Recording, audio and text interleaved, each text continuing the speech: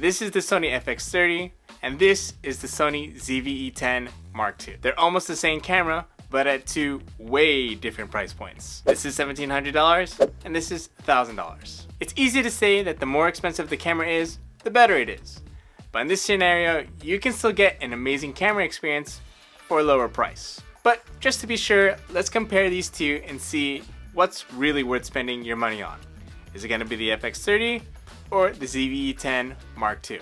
Or maybe something even better than both. I've been using the FX30 now for almost 2 years, and it's helped me capture events and produce content for this YouTube channel. The Sony ZV-E10 Mark II was just released, and I've only had it for a month now and mostly use it for YouTube content and personal vlogs. If you've never picked up either of these two, the FX30 feels more like a full-frame camera, weighing in at 1.2 pounds or 562 grams of magnesium alloy, whereas the Sony ZV-E10 Mark II feels more compact at nearly half the weight, at 10.3 ounces or 292 grams, and it's really pretty plasticky. And before you think that a heavier camera is not where you want to go, do know that this FX30 body is weather resistant despite having vents around the corners.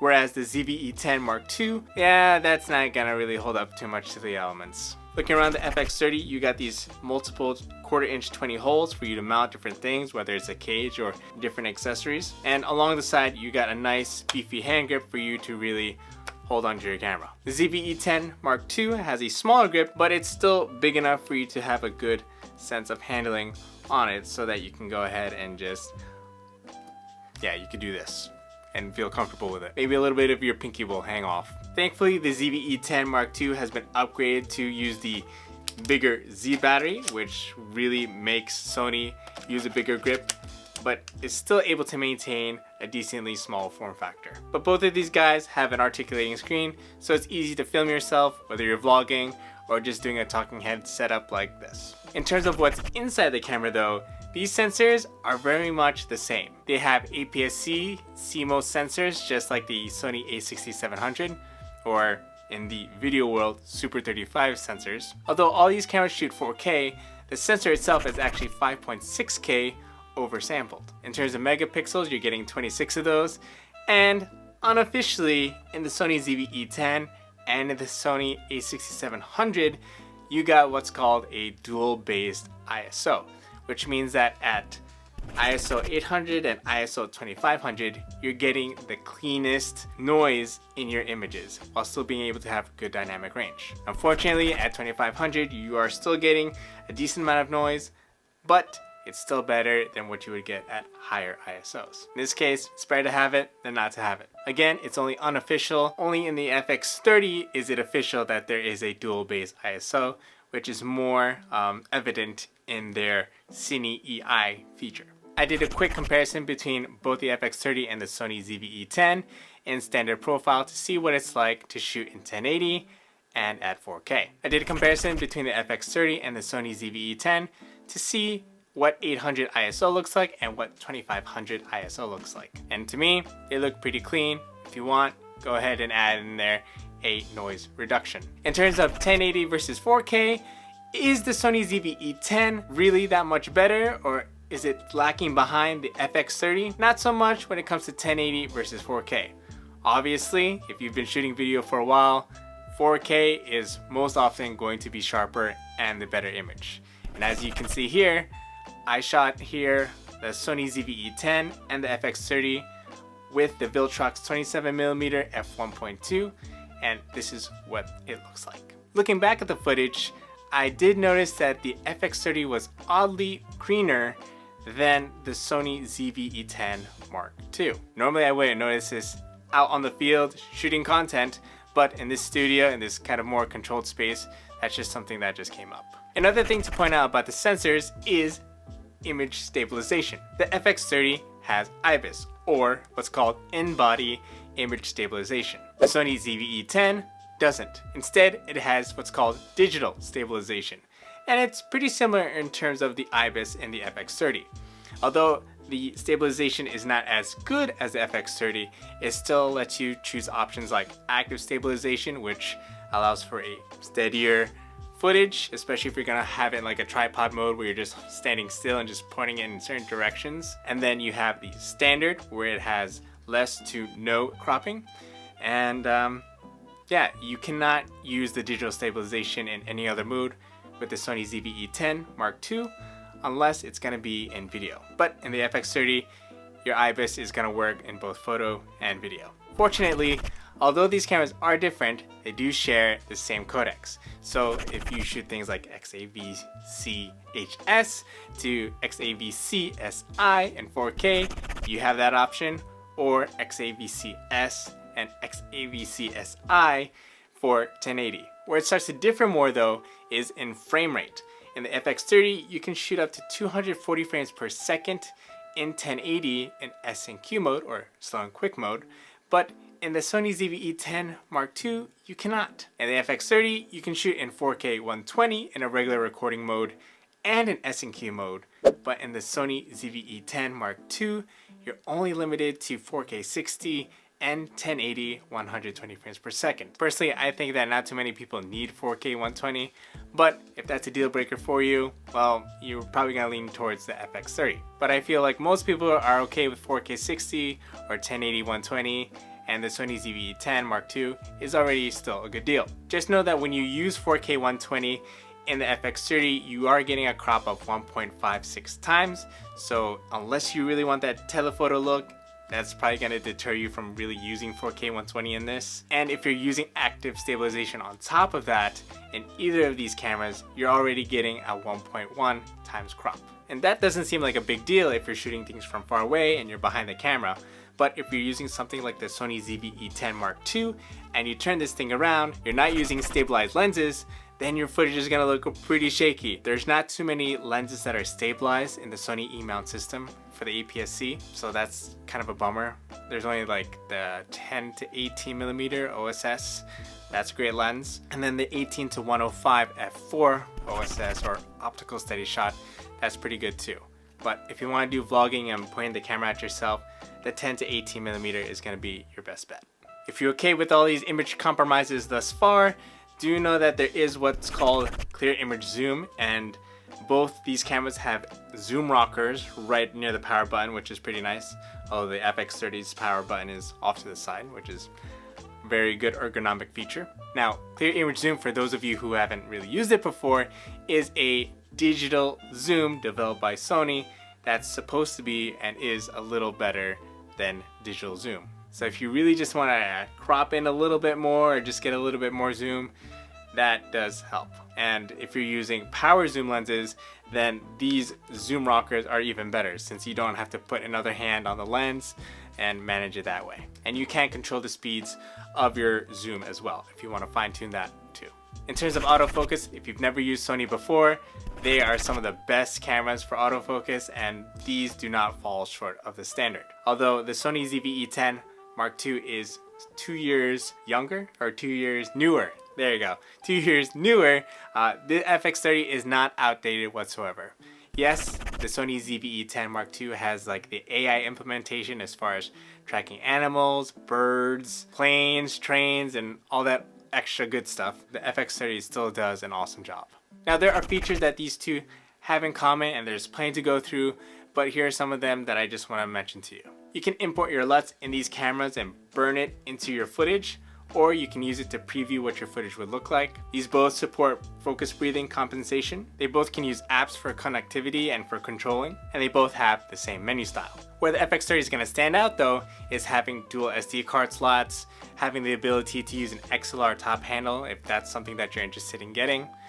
You can shoot Cine EI, which is an exposure tool. You can shoot 16-bit RAW output with a video recorder like the Atomos Ninja V. I forgot to mention that both these cameras have tally lights, but you're just gonna find one more tally light on the FX30. They both have tally lights in the top left corner here. So that's helpful if you're recording yourself and you need to make sure that you're recording yourself. You can use timecode on the FX30 and you can use CF Express type cards if you want to get faster cards and use the higher bit rates and all that good stuff. Both can capture vertical shooting, but the Sony ZV-E10 can capture vertical shooting on the side and has a dedicated display for vertical shooting specifically. The Sony ZV-E10 Mark II has that unique audio microphone pickup, whether it's like from the front, from the back, or all around, and just being able to focus into that. And then of course it has those dedicated vlogging modes, as far as like having the product showcase mode, where you throw products in front of the camera's face and it won't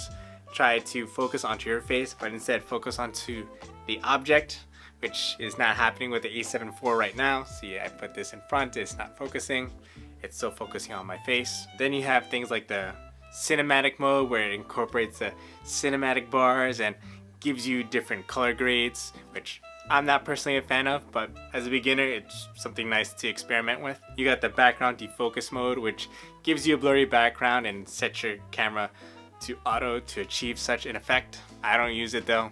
This camera also has the AI processing unit for better and for greater number of subject recognition. And then this camera is also great for live streams and being able to use IP streaming if that's something that you're interested in. But for me, I just plug this camera into my computer directly through USB-C, and it's great to use. Plus, if you don't know what kind of lens to get with this, it does also sell with the new kit lens, the 16 to 50 millimeter f3.5 to f5.6, which is a variable lens, so that's just something to note. I personally bought it just to see what kind of improvements were made and what the experience would actually be to shoot with a kit lens again. In terms of button configuration and how simple these cameras are to use, when you look at the FX30, this thing is really built like a tank. Like, besides, yes, it's made of magnesium alloy, but if you just look around, you can tell like all these buttons are very video focused. You don't see these buttons often on a DSLR type or mirrorless type of camera. You got the peaking, zebra, you got the dedicated record button, the white balance button, ISO button, aperture button, and it also comes with the joystick, which photographers love. Although this is not a photographer first camera. When looking at the Sony ZV-E10 Mark II, yeah, we got the zoom rocker just like the FX30, but in mode switching you got your photo, video, and SNQ mode. That's it. And then you get the rest of your other controls with your dial and D-pad, your background defocus, showcase mode. Very simple, easy to use. Not too many custom buttons to use, as most of the custom stuff is through the function menu or through the touch screen, which I don't use too much myself. In terms of the ports on these cameras, the Sony ZV-E10 Mark II has the traditional SD card slot, USB-C, mini HDMI or micro HDMI. It's very small. You're not going to be fond of it if you're going to be shooting a lot of video, just because of how fragile the HDMI cord can be, or the end of it could be. And then you got your headphone port. Yeah, you're good to go. In terms of the FX30, it's a more reliable device for shooting video, as you got full-size HDMI, which is a lot sturdier and much more reliable than the smaller micro HDMI or mini HDMI. And then similar to the Sony ZV-E10, microphone, headphone, USB-C port, and this actually also has a micro USB port that you can use for controlling the start and stop record button with something like a DJI RS2 or any of those gimbals. Through these ports you can use USB streaming, and these cameras are great for that. It hasn't quite overheated on me, unless you're going to go ahead and hit record on the camera itself. And this thing has an internal fan, so this is not going to overheat on you versus the Sony ZV-E10 Mark II, but more on that in a little bit later. In terms of live streaming, the FX30 allows for 4K 15 frames per second or 1080 60 frames per second, while the Sony ZV-E10 Mark II allows for 4K 30 or 1080 60 frames per second. If you're in favor of a more wireless experience with these cameras, they do have app support, which is the Sony Creator app. You can import your files from your camera to your phone, but I would rather just transfer it with a USB-C reader if you have that kind of phone that can take USB-C, or just import everything into your computer and just send it to yourself that way. In terms of overheating though, the FX30 will not fail you. If you're gonna shoot weddings, or if you're gonna shoot any events, seminars, and just stick this in the back of the room and then just shoot 4K all day and just have it powered, you're good. This thing is not gonna overheat on you. The ZV-E10, this is what my results were when I recorded in 4K, XAVC HS, 30 megabytes per second, 422 10-bit, and it lasted 2 hours 17 minutes until the battery was exhausted, and then I tried again in HD or in 1080, and it lasted longer for 3 hours and 28 minutes until the battery died. I recently bought a fan to attach to the back of my screen here to keep things a lot cooler, just to see if the results would be any different. And oddly enough, the results were actually worse, with it being only 2 hours and 3 minutes in 4K, and in HD I only got 3 hours and 17 minutes until the battery exhausted. Yeah, weird. I don't even know if that fan was even worth it anymore. To be honest, I probably wouldn't recommend it based on my experience. Maybe if you were recording with higher data, but anyway, in terms of photography, should you use these for photos? And yes, I have used both for photos, and that's one of the reasons why I bought these cameras, was so I could do both photo and video. Under certain lighting conditions, you can get what's called banding, which is where you'll see like dark spots in the form of bands or like smooth rectangles on your image if you shoot at a higher shutter speed than 1/125th of a second. It's quite a bummer because I do take photos in my church, and that's where I get most of the banding. So I'm lowering my shutter speed to 1/125, and sometimes the images are sharp and sometimes they're not, just because the shutter speed is just a little too slow. Unfortunately, the Sony ZV-E10 Mark I did have the mechanical shutter to prevent this kind of situation or that kind of image, but this was removed in the Mark II. Plus, if you want to do long exposures, just note that these cameras can only open their shutter for 30 seconds. No bulb mode if that's what you're into. Going a little bit more into photography, the FX30 can only do single shots. Like, there's no burst mode whatsoever. There's no yeah, there's none of that.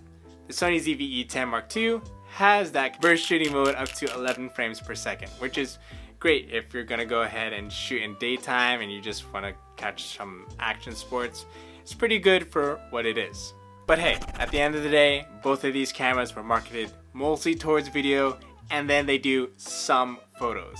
The FX30 is going to be more towards like those wedding videographers or commercial shooters, documentary shooters, whereas the Sony ZV-E10 is more for content creators who are video focused but don't need all the extra features.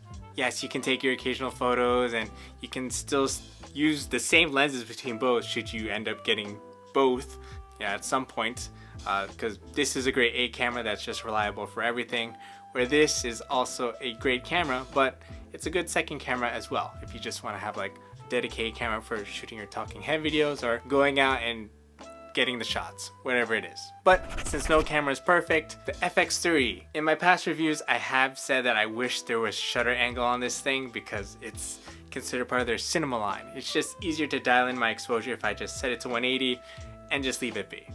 Fortunately, there is an update coming up for that by Sony, I think maybe by October or November.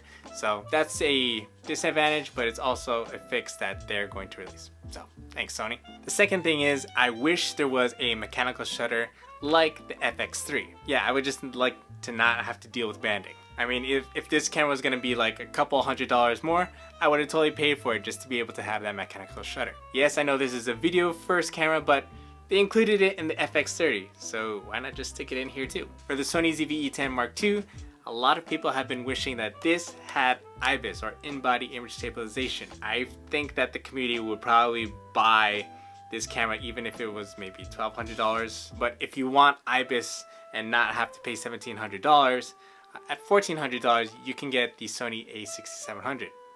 And you can also get a mechanical shutter if that's something that you're interested in having, to avoid things like banding. People who I've talked to haven't really mentioned anything about shooting 4K 120. At this price point, I think really it's too extra. I think people would just be much happier with having IBIS. For me, I continue to use the FX30 and just keep it in my main kit as I have this past couple of years. It's got the dual SD card slots, it's got all the video features that I need, and it's great for client work just for that extra redundancy, because nobody wants to have that awkward conversation with the client saying, hey, my SD card slot got corrupted and I don't have extras. The ZV-E10 could definitely do all those things that the FX30 can pull off, but the single card slot is just something you probably want to get away from if you continue to do client work for other people. Even without doing client work for other people, I recently was trying to record like special music in church, and turns out I did not back up my footage, and I erased and formatted the card.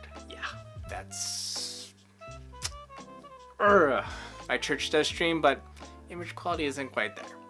But anyway, this camera is going to be my dedicated B camera that's just going to fit well with my FX30 workflow. Again, burn-in LUTs without having to worry about grading and post, just because, you know, we have less time after our full-time job. I'm still working as a nurse, so it really helps to cut down the friction with whatever features that these cameras can use to work together. If you think that one day you want the FX30 and right now this is all you can afford, I don't think you'll be disappointed. I think you'll actually be happier to know that you have a camera that doesn't weigh as much, that you could bring around, capture your family, your friends, and still do pro-like footage without looking like you're, you know, shooting a commercial and being stopped at whatever national park and be like, "Excuse me, sir, where's your permit?" Firstly, if I'm doing vlogging, I'm gonna stick to something like the DJI Osmo Pocket 3, but that's a video for another day, a different comparison.